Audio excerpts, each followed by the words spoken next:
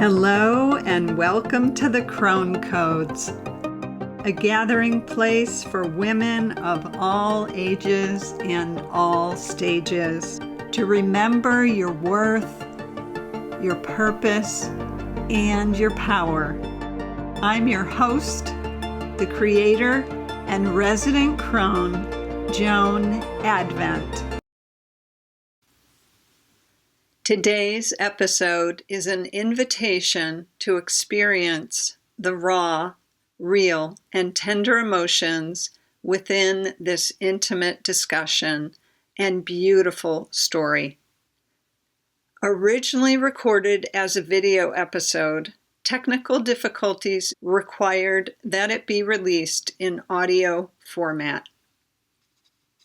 Hello and welcome to the Crone Codes. I am your host and the creator and resident crone, Joan Advent.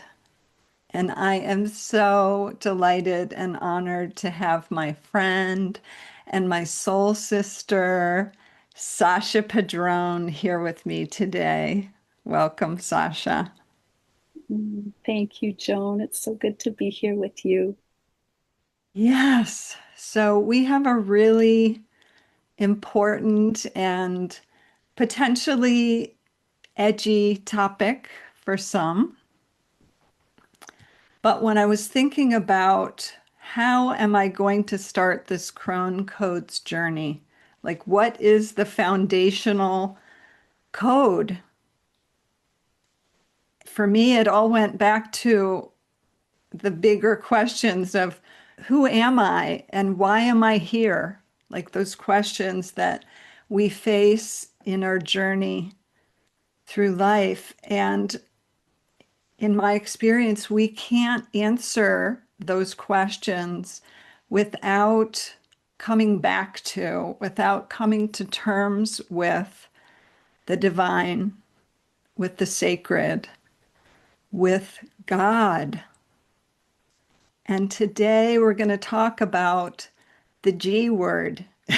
we're going to talk about God and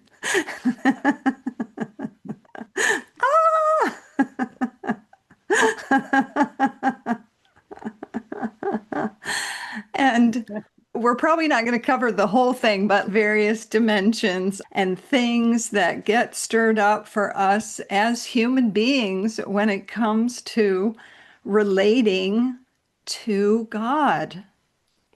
And I come back to this word, and in the first episode, I did kind of an unpacking around the word, the crone. I'm not going to revisit that, but just suffice to say, there is so much baggage with that word. Well, the word God, probably 1,000-fold more baggage on that word. And words are really important. What we give voice to, words hold so much resonance. And God, in the deepest roots, holds a resonance that I believe, and God may come in a different form in your faith or in your roots, whether it's Allah or the many names of God, but coming back to that root of God to me feels so vital because it's really, I know the source is a word that is commonly used, but it really is bringing us back to the source. And I know for me personally, I'll share more about my own history and journey with this word later. But for me personally, I've come to realize recently that coming back to God is really like plugging in to the most powerful source, the most loving and benevolent and holding presence and energy that I can. I spent many years working with ascended masters. I grew up in a faith tradition where the saints were like vehicles for connecting, but they're all the support staff in a way. They're like the support staff for God. They might even be, in some ways, the support staff for us, but they're not like the main event, the main source of goodness and, all the things. So it feels really important to just say, if that's a word that you have a knee-jerk reaction to, or like particularly these days, I don't know what it's like in Canada, but in the Mhm. States, if you are someone who names out loud your connection to God, there are certain assumptions that are made about who you are and what you believe. Is that true in Canada as well? Oh, yeah, absolutely. Yeah, so it's such a charged word. And in many ways, if you are to believe that there may be forces that would be working to keep us disconnected from that source and to that remembrance of the truth of who we really are, which is fractals of that sacred, divine, holy Mother, Father, God. To any extent, there are energies or forces that would like to keep us disconnected and separated from each other.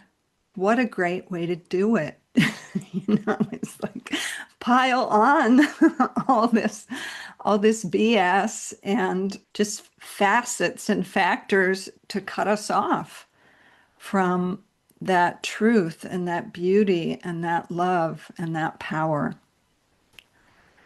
So, I want to actually share a book with you, which is a children's book that I found in the 90s. And I feel like it's a really good story for us to share. And so I'm going to read it for you. I'm not going to try and show you all the pictures, but the book is called Old Turtle. And part of why I like Old Turtle, and I do have the author's permission, Douglas Wood is the author of this book. I do have his permission to share this, so I'm excited about that. It's actually a signed copy. So let me share Old Turtle with you because it has some important pieces. So it says, once, long, long ago, yet somehow not so very long, when all the animals and rocks and winds and waters and trees and birds and fish and all the beings of the world could speak and understand one another, there began an argument. It began softly at first, quiet as the first breeze that whispered, "He is a wind who is never still." Quiet as the stone that answered, "He is a great rock that never moves." Gentle as the mountain that rumbled, God is a snowy peak high above the clouds. And the fish in the ocean that answered, God is a swimmer in the dark blue depths of the sea. No, said the star, God is a twinkling and a shining far, far away. No, replied the ant, God is a sound and a smell and a feeling who is very, very close. God, insisted the antelope, is a runner, swift and free, who loves to leap and race with the wind. She is a great tree, murmured the willow, a part of the world, always growing and always giving. You are wrong, argued the island. God is separate and apart. God is like the shining sun, far above all things, added the blue sky. No, he is a river who flows through the very heart of things, thundered the waterfall. She is a hunter, roared the lion. God is gentle, chirped the robin. He is powerful, growled the bear.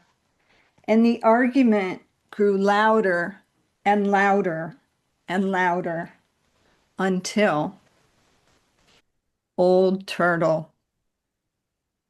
Old Turtle hardly ever said anything, and certainly never argued about God. But now Old Turtle began to speak. God is indeed deep, she said to the fish in the sea, and much higher than the high, she told the mountains. He is swift and free as the wind, and still and solid as a great rock, she said to the breezes and the stones. She is the life of the world, Turtle said to the willow, always close by, yet beyond the farthest twinkling light, she told the ant and the star. God is gentle and powerful above all things and within all things. God is all that we dream of and all that we seek, said Old Turtle. All that we come from and all that we can find. God is. Old Turtle had never said so much before. All the beings of the world were surprised and became very quiet. But Old Turtle had one more thing to say.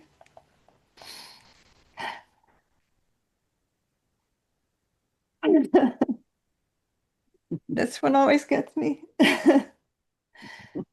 There will soon be a new family of beings in the world, she said, and they will be strange and wonderful. They will be reminders of all that God is. They will come in many colors and shapes, with different faces and different ways of speaking. Their thoughts will soar to the stars, but their feet will walk on the earth. They will possess many powers. They will be strong, yet tender. A message of love from God to the earth, and a prayer from the earth back to God. And the people came. But the people forgot. They forgot that they were a message of love and a prayer from the earth. And they began to argue about who knew God and who did not, and where God was and was not, and whether God was or was not.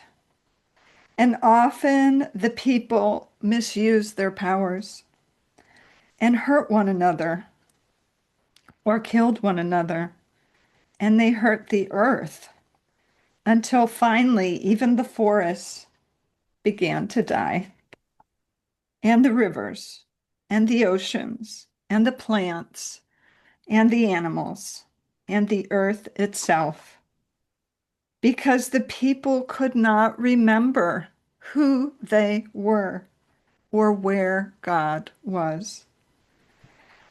Until one day, there came a voice like the growling of thunder, but as soft as butterfly sneezes. Please stop.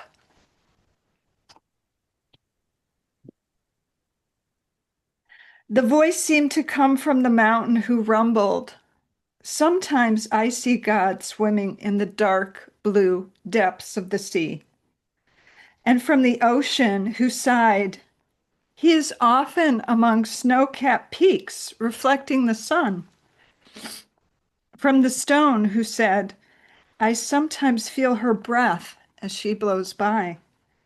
And from the breeze who whispered, I feel his still presence as I dance among the rocks. And the star declared, God is very close, and the island, his love touches everything.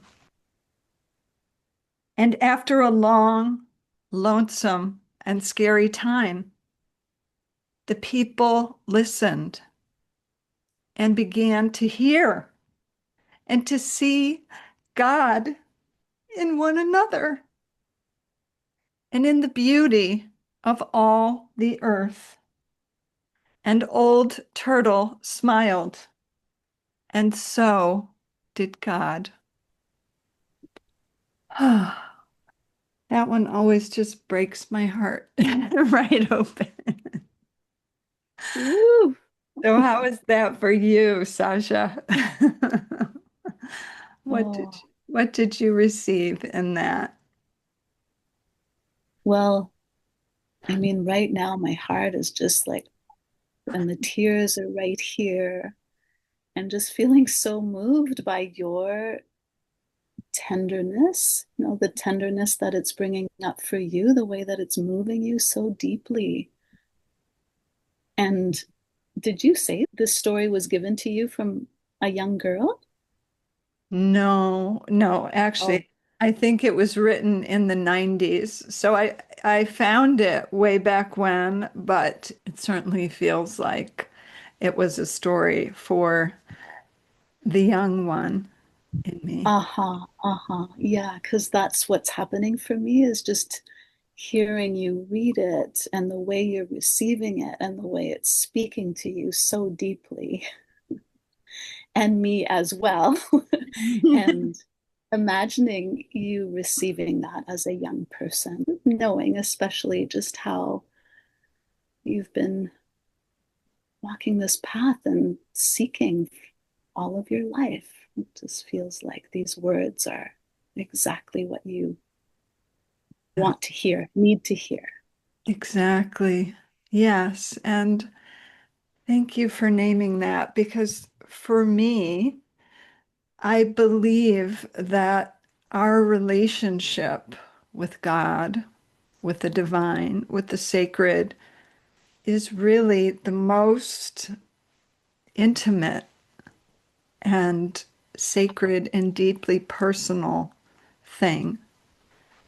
And I did grow up in a faith tradition that was very prescribed, and there was not a lot of space for the depth and dimension of just going into a deeply personal way of relating and receiving God, coming into connection. And for me personally, particularly as I have grown and matured, one of the things that I've come to realize is that one of my gifts is being able to see the God in you, in other people, and very much in the world around me.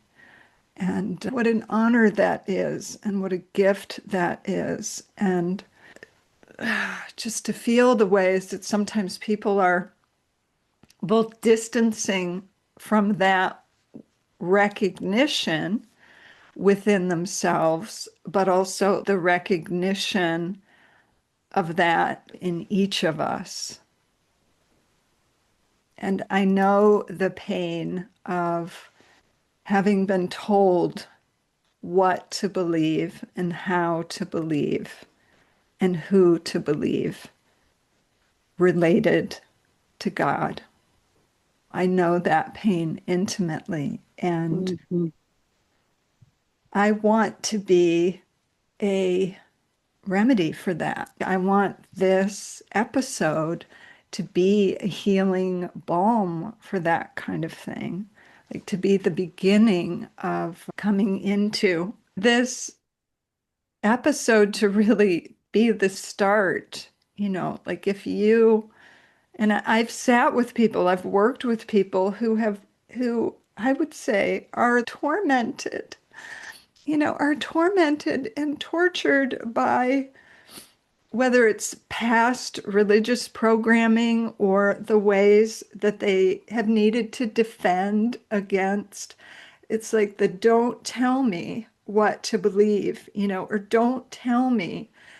And that, and I certainly have felt that for myself, that like, don't tell me. And the way that that can snowball into this profound place of disconnect. And so to begin to just breathe some grace or some openness into that wound and into whether it's healing spiritual abuse or religious programming, I want to offer that. I want to be a part of that. And I am here in part with you because you are someone that I feel so safe revealing this piece of my heart and my soul, which does feel like it goes back to the very beginning of me as a girl and as a teenager and as a young woman. So I'm going to pause for a minute and take a sip of water. Uh-huh, uh-huh. Yeah. And maybe while you do that, Joan, I'll just add like just how powerful and beautiful a story like that would be, right? To land in the heart of a young person. Like I imagine having received that story as a young girl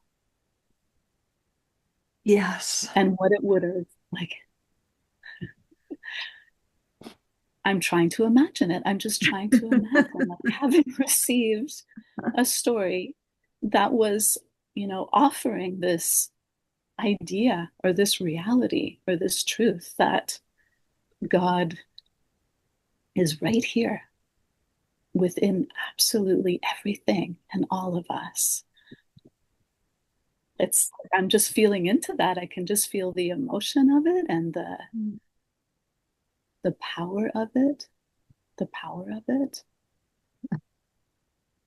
Yes, yes. And as you're saying that, what is also coming through is like connecting with the little ones and rather than telling them, asking them, you know, asking them, what do you know about God?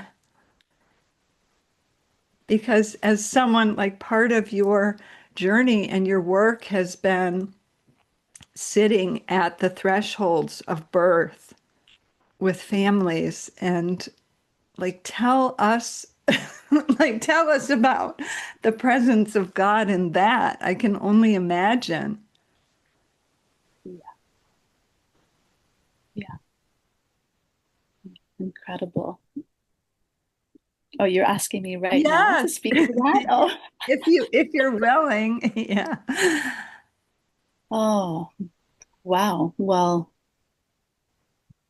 yeah, there's nothing. Well, there's so much coming up there, Joan, because again, like in the story, which is to me sort of revealing that potential and that state for disconnection Ah, and for forgetting, yes. and then for remembering Yes. on those two states, right? Those two possibilities in those two states. Like there's a way that, you know, culturally being at a birth one can be very shut down from what it's revealing. Mm.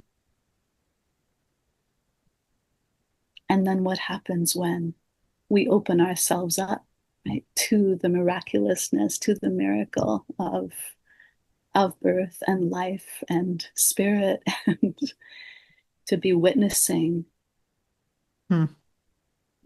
Yes. spirit coming into being. Yes. Yes. Exactly. And you're bringing up a huge point and a huge piece, which is that, like, that willingness to open and to see and to be touched. It's really allowing ourselves to be impacted. Yeah. And again, as I have said and you named, it's my sense of the tenderness and the intimacy, and in some ways, the vulnerability of really coming back to connection or communion with our Creator. It does kind of blow off any of the ways we want to batten down the hatches and hold tight Uh-huh. to Uh-huh. conceived ideas of anything.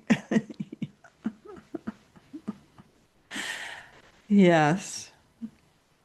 Yeah. So I'm tuning in here. I'm looking at my list and I'm tuning in to just what else needs to be said today. I don't know if there's anything else that needs to be said today.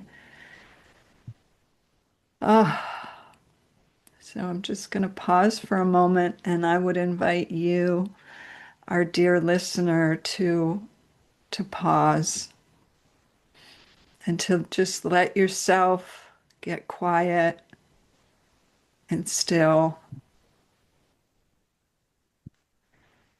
And even just to feel the presence of the air that's surrounding you. And perhaps you can feel the air on your skin. Just offering you the remembrance that that air that is surrounding you is filled with God, and that you are deeply, deeply held. And just to remind you about your heart, bringing your awareness back to your heart, the beating of your heart that has been continuing throughout this entire episode and will continue for the rest of the day, and that it is the presence of God within you that's beating your heart and filling your lungs with that breath. And one of the things that I feel called to share as we do bring this to a close is just to remind you that you are love and you are loved. Thank you for being here with us today. For more insights and depth into today's episode and the themes we discussed, go to the Crone Codes with Joan Advent at Substack, listed in the show notes below. Thank you for joining us today on the Crone Codes podcast. If you appreciated what was shared, please rate, review, subscribe, and comment wherever you get your podcasts. If you want to go deeper into the Crone Codes with curated bonus content created just for you, join our Crone Codes members community on Substack and receive prompts, tools, and resources for your wise woman journey.